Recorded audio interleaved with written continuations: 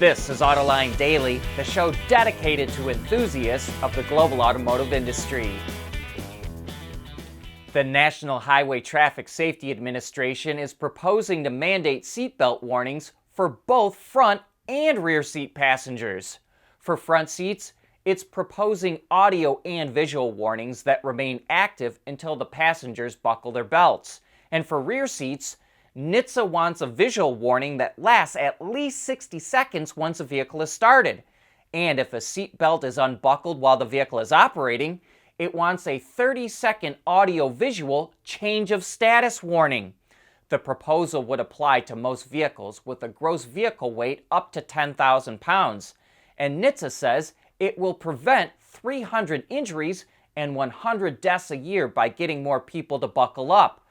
But most people hate seatbelt warnings, so it's going to be interesting to see how this is received by the public. A decade ago, Hyundai was charging hard in the Chinese market, but not anymore. Reuters reports that it's putting one of its large assembly plants in Chongqing up for sale. The plant was built in 2017 and can make up to 300,000 cars a year, but Hyundai's selling it for only $505 million, which is a bargain. Hyundai had 5 plants in China. It already sold one of them and plans to operate only 2, largely for export. So it sounds like there's still another plant that will go up for sale. The Chinese government actively encouraged its citizens to avoid South Korean products in 2016 when South Korea agreed to deploy a US-based missile defense system. Hyundai and Kia sales took a hit from that and never seemed to recover. They were also slow to introduce electric cars in China at a time when Chinese consumers are eagerly embracing EVs. In fact, most foreign brands are struggling in China right now, with one exception, Tesla, which is still growing. Last week, the Detroit Free Press broke the story that Ford is training some white-collar employees to take over some blue-collar jobs in case the UAW goes on strike next month. They would not make cars or trucks, but would run a parts depot to make sure that dealers continue to get service parts, especially parts for emergency vehicles like ambulances, fire trucks, and police cars. One labor expert says this is a bad move, and that Ford should have negotiated this with the UAW to allow the parts to continue flowing out. But another labor expert says it's a smart move for Ford to have a plan B. We are now 23 days away from the current labor contract expiring, and the atmosphere is only getting more contentious. At Schaeffler, we pioneer motion. Electrifying mobility, manufacturing smarter, reducing CO2 emissions, making energy production clean. Schaeffler pioneers motion to advance how the world moves.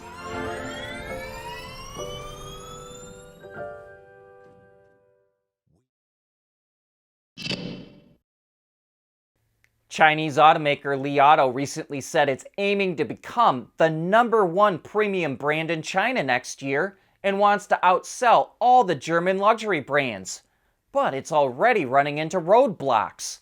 Li Auto is the latest automaker to fall victim to the country's rapidly expanding car market and is being forced into China's price war. Car News China reports that it's offering dealer discounts between $2,000 and $3,400 due to vehicle orders slowing down. BMW, Mercedes, and Audi's monthly sales in China this year have ranged between 31,500 to 70,000 units respectively. The last 2 months, Li Auto has been running at a little more than 30,000 vehicles. So it's right on their heels, but news of orders slowing down is no good. However, Chinese consumers seem to flock to any new product with good specs, and Li Auto is coming out with its first BEV later this year, followed by 4 more models next year, including 3 EVs. The AVs from GM's autonomous division Cruise seem to have been in the news for all the wrong reasons since restrictions were lifted in San Francisco a little over a week ago. But it's not bad news for all AVs.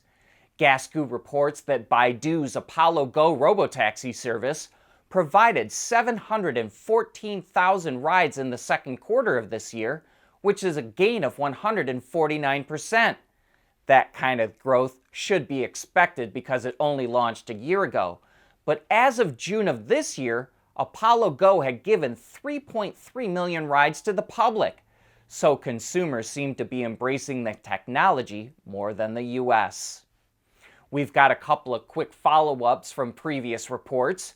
As we've been saying, Japanese automakers need to worry about Chinese OEMs swooping into their home market and stealing sales, especially EVs. And now we're seeing reports that BYD is going to open its first showroom in Tokyo, Japan later this week. At first, it will only offer one model, an all-electric crossover called the Atto 3. But it will eventually be followed by the Seal sedan and Dolphin small SUV. Our other follow-up involves BMW and the ability to play video games on its infotainment screen. And it just announced that starting next year, i5 owners will be able to play Who Wants to Be a Millionaire? Trivia questions pop up on the center display, and users answer them from an app on their phone. Other games available for the new 5 Series include sports, simulation, strategy, puzzles, and even jump and run games. Vietnamese startup VinFast announced range and pricing in the US for its VF9 3-row electric crossover.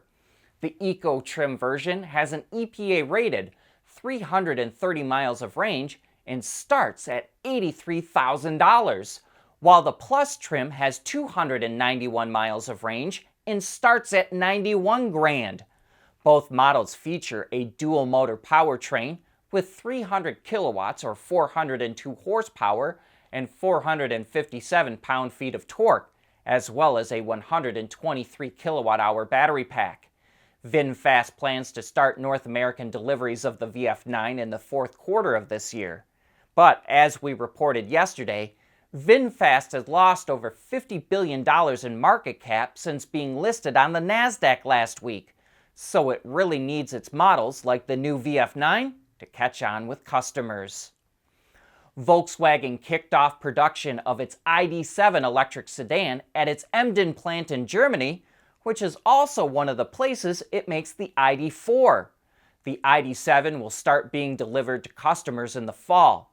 It will initially be equipped with a 77 kilowatt-hour battery pack that delivers 615 kilometers or 382 miles of range based on the European WLTP test cycle.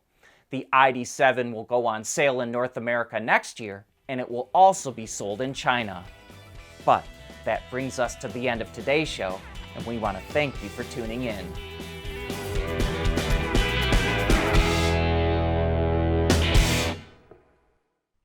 Autoline Daily is brought to you by Bridgestone, solutions for your journey.